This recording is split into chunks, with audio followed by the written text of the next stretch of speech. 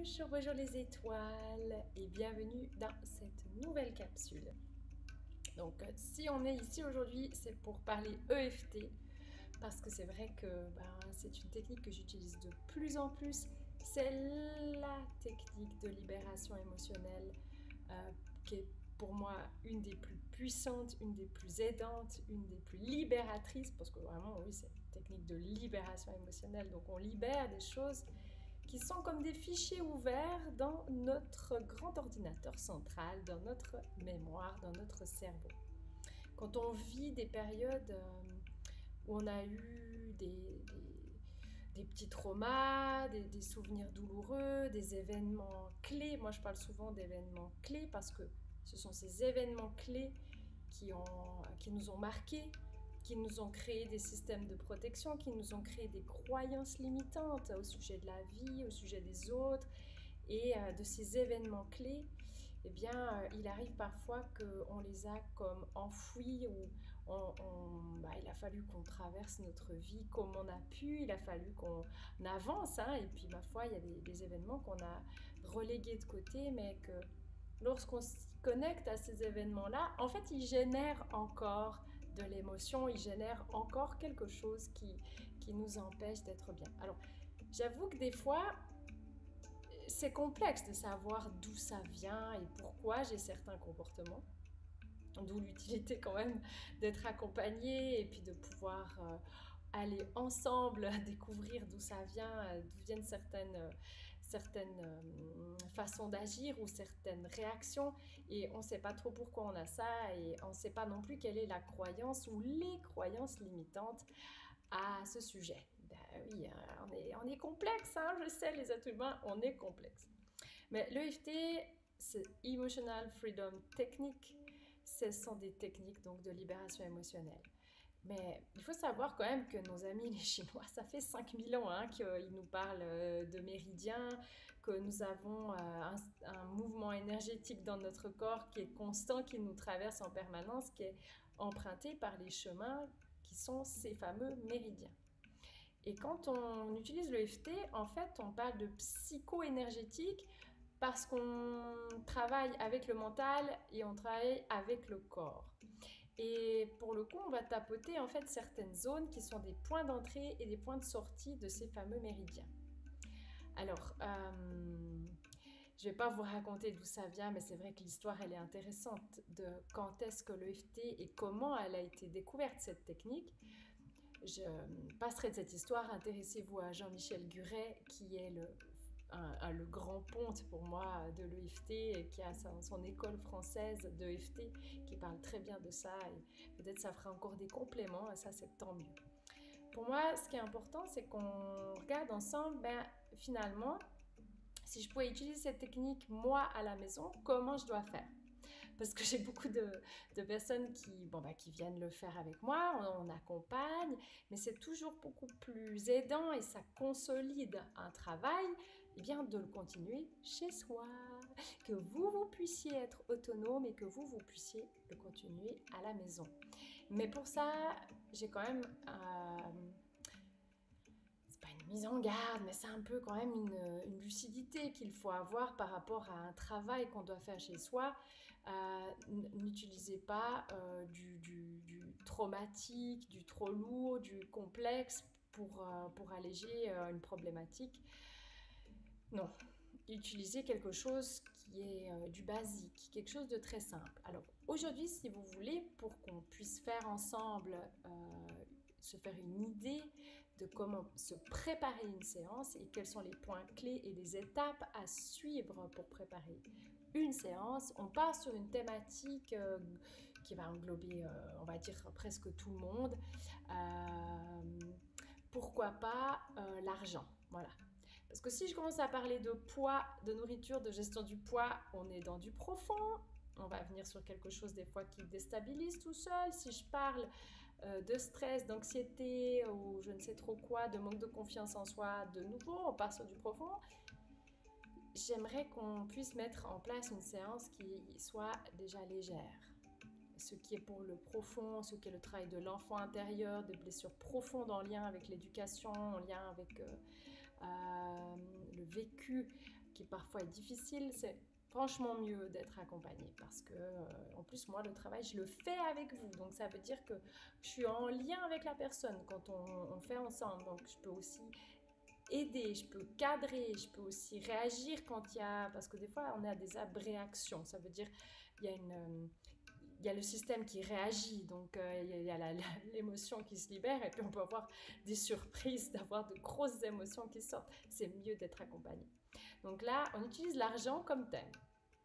Ça vous va? L'argent. Ok. Exemple.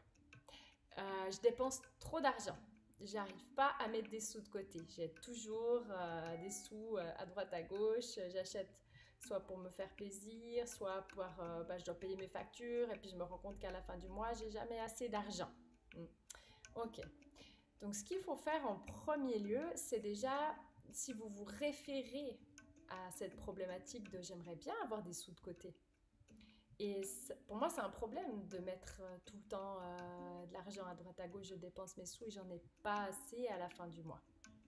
Ok, donc vous posez ça sur une feuille. Le problème, c'est j'ai pas assez d'argent à la fin du mois. Deuxièmement, mon problème sur une échelle de 0 à 10, il est à combien? Moi, personnellement, quand il me restait plus que 20 centimes, donc je comptais mon litre de lait prêt quand j'avais genre 17 ans. Là, bon, mon problème, il était à 10 sur 10. Pour vous, il est à combien? Réfléchissez. Vous pouvez mettre pause, hein? Vous pouvez mettre pause et puis vous réfléchissez à combien se situe ce problème d'argent. Bon, puis c'est un exemple. Vous pourrez adapter à tout un tas d'autres petites problématiques. Là, je voulais prendre quelque chose qui ne soit pas trop impactant. Ok, une fois que vous avez noté à combien c'est, cette problématique-là, vous allez être d'accord qu'elle va déboucher sur tout un tas d'autres dynamiques. C'est-à-dire qu'un problème, il a en général plusieurs aspects. Peut-être que ça me fait manquer de liberté, peut-être que ça me met en colère, peut-être que je me sens frustrée, peut-être que je me sens limitée, empêchée. Vraiment, on posera tous les aspects. Mais ce que je veux que vous fassiez, c'est le problème qu'il manque de l'argent à la fin du mois. J'aimerais en avoir plus parce que je suis pleine de mouches, parce que je dépense trop. Peut-être que ça génère une émotion. Si vous vous référez c'est inimaginable cette quantité de mouches, que si vous vous référez à cette problématique, c'est important de la retrouver dans le corps et c'est important de retrouver l'émotion. Parce que c'est le plus important puisqu'on doit libérer cette émotion. Qu'est-ce que ça vous fait de manquer de sous? Ok. Une fois que vous avez trouvé, et il faut vraiment être fin avec soi-même. Hein. Je sais que ça demande à écouter ce qui se passe.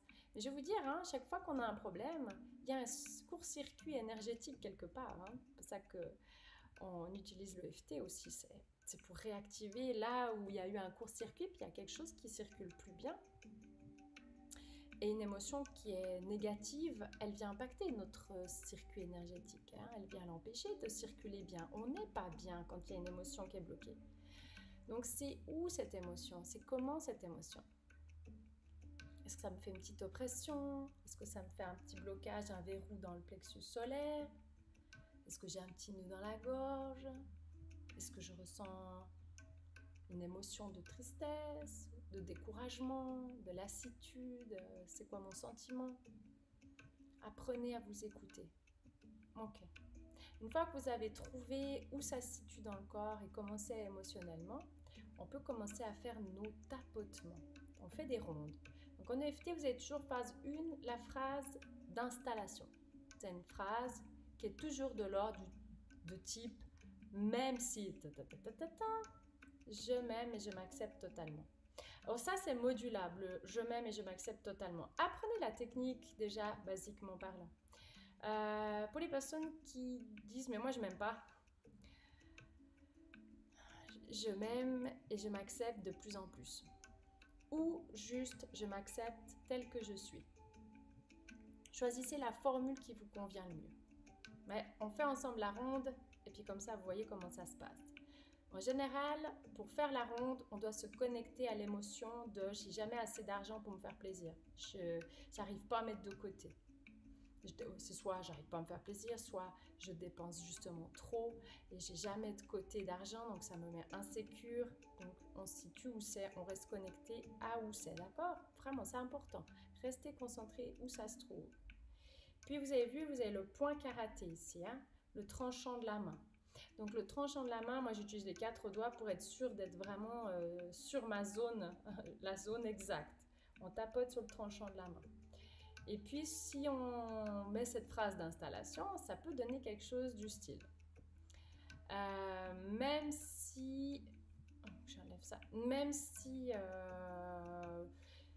j'arrive jamais à mettre de l'argent de côté. Pourquoi pas, hein? Jamais à mettre de l'argent de côté. Parce qu'il y en a, ils n'ont jamais de sous sur les comptes. Ils n'ont jamais de réserve. Alors, même si j'arrive jamais à mettre des sous de côté, je m'aime et je m'accepte totalement. On le dit 3 fois. Même si j'ai jamais assez de sous, même si j'arrive pas à mettre des sous de côté, je m'aime et je m'accepte totalement. Même si j'arrive pas à mettre des sous de côté, je m'aime et je m'accepte totalement. Même si j'arrive pas à mettre des sous de côté, je m'aime et je m'accepte totalement. On raccourcit et on dit juste au sommet de la tête, j'arrive pas à mettre des sous de côté. Des 2 doigts, base des sourcils, j'arrive pas à mettre des sous de côté. Sur le côté, j'arrive pas à mettre des sous de côté.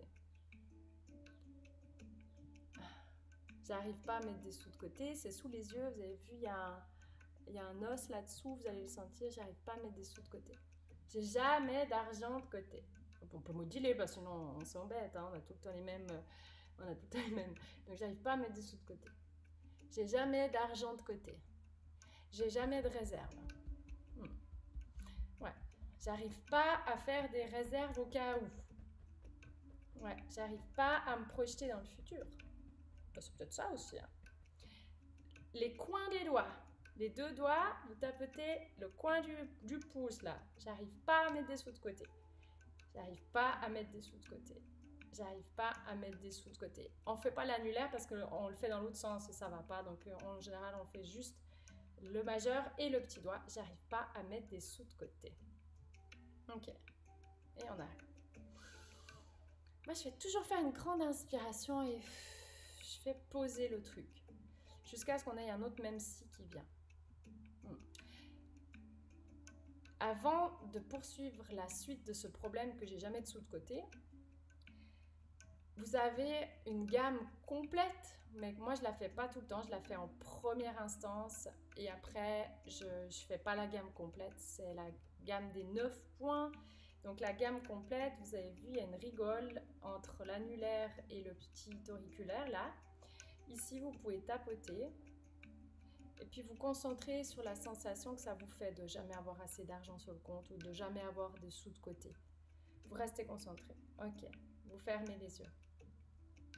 Vous ouvrez les yeux. Vous regardez très loin en bas à gauche. Vous revenez au centre. Vous regardez très loin en bas à droite. Vous revenez au centre. Vous faites un grand cercle avec les yeux dans le sens des aiguilles d'une montre. Vraiment de haut en bas, de bas en haut. Toujours en continuant de tapoter. Hein. Vous chantonnez. Vous comptez 1, 2, 3, 4, 5. Et vous relâchez. Et on pose. Ça, c'est le grand tour. Mais après, moi, je raccourcis, je ne fais pas tout le tour. Après, je viens explorer les facettes du problème. Ok. Même si je me sens en colère de ne pas être capable de mettre des sous de côté, je m'aime et je m'accepte comme je suis. Même si je me sens vraiment en colère de jamais arriver à mettre des sous de côté, je m'aime et je m'accepte comme je suis. Même si je suis en colère de ne pas arriver à mettre des sous de côté, je m'aime et je m'accepte comme je suis. J'arrive jamais à mettre des sous de côté. Je me sens en colère. Ça me met en colère. Je ressens de l'impuissance. Je me sens énervée. Je suis fâchée de ne pas arriver à mettre ces sous de côté. J'aimerais vraiment, mais je vois que j'arrive pas à faire autrement. Je suis très fâchée, donc j'en ai juste sous la poitrine. Hein. On est sous pour les femmes, hein, les baleines du soutien-gorge, là-dessous. Je suis vraiment embêtée, fâchée de ne pas arriver à mettre des sous de côté. Là où il y a le soutien-gorge qui passe, ouais, j'arrive pas. Je suis fâchée, je suis en colère, je me sens impuissante. Je suis en colère. Ouais, je me sens vraiment impuissante. Ça m'agace prodigieusement. J'en ai marre de ne pas avoir des sous de côté. J'en ai marre de ne pas y arriver. Ok, et vous respirez. Vous posez. Parfois, il arrive que pendant les rondes, vous avez votre inconscient qui discute avec vous. À force qu'on fait des rondes, on rentre dans un état modifié de conscience. Et on est proche de l'inconscient qui lui envoie en fait des images ou un souvenir ou quelque chose qui vous revient par rapport à l'argent. De la raison pour laquelle vous dépensez tout, ou la raison pour laquelle il n'y a jamais d'argent sur le compte, ou peu importe, des fois on a une idée, on a une image, on a un souvenir, tout à coup qui se pointe. Donc dès qu'il y a quelque chose qui se pointe, notez-le, d'accord?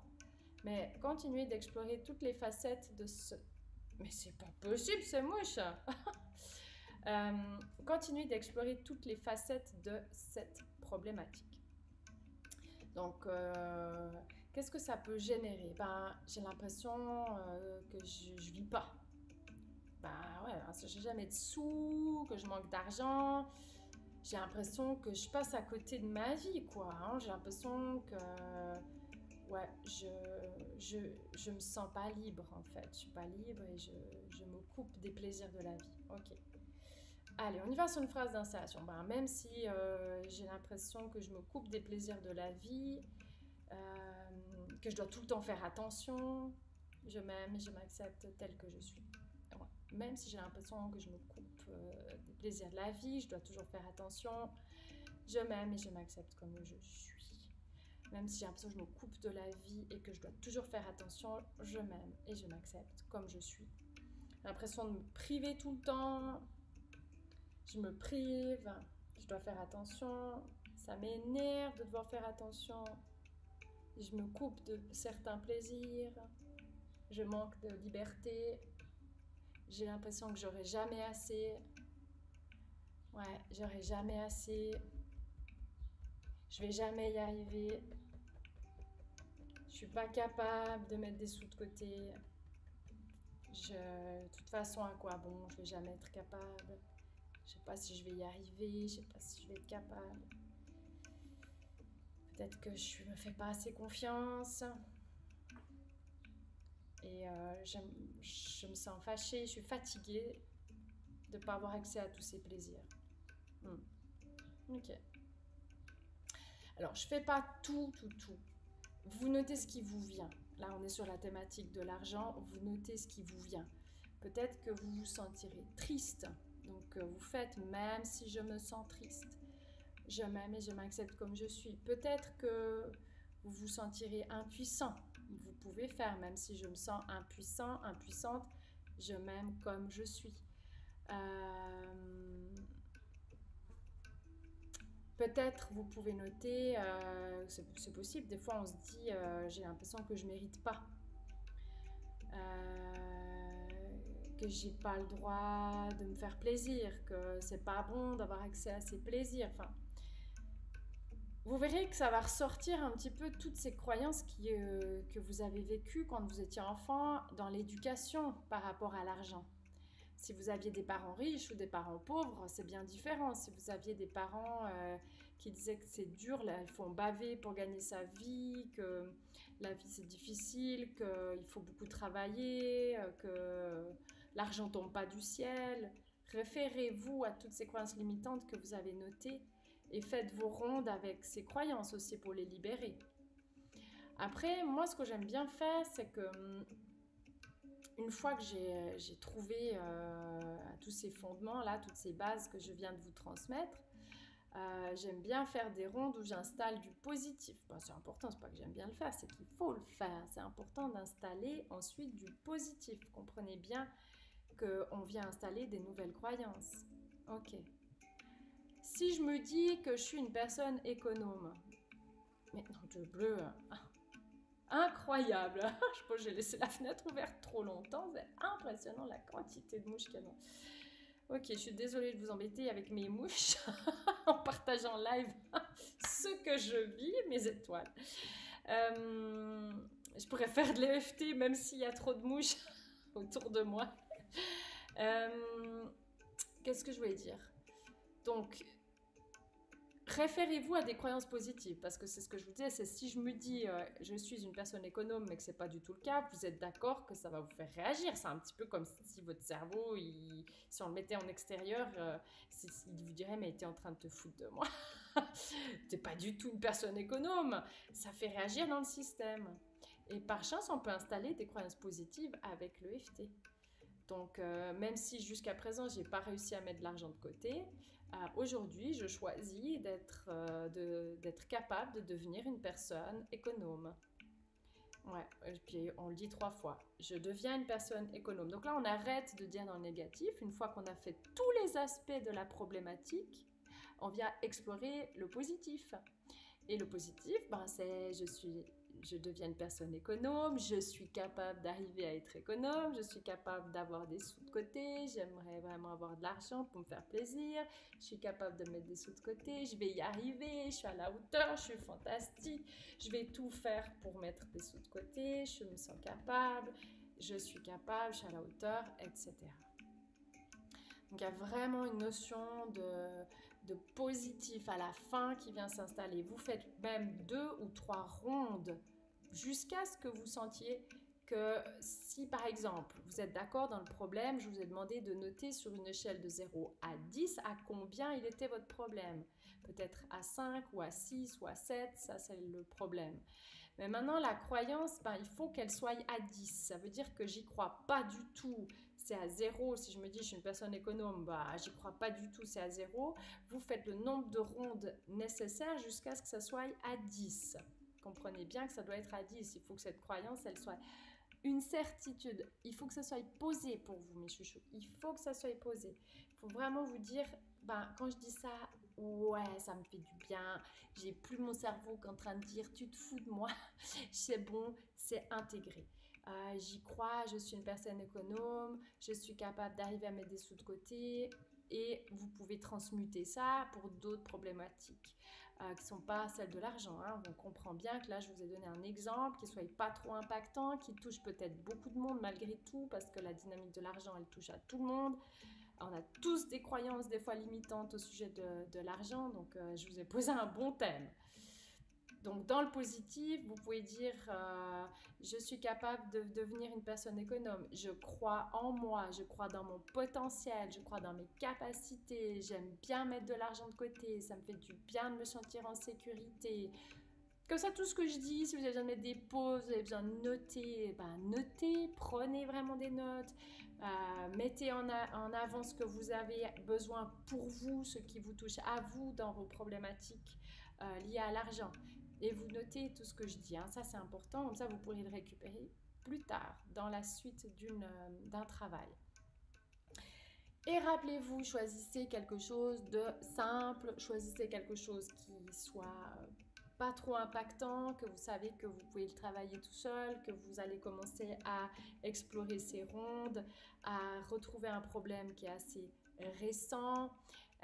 Vous vous souvenez que vous étiez dans un magasin et vous avez envie de vous acheter un truc et vous vous êtes dit, eh voilà, de nouveau, j'ai pas l'argent pour ça. Et vous savez, ce fameux...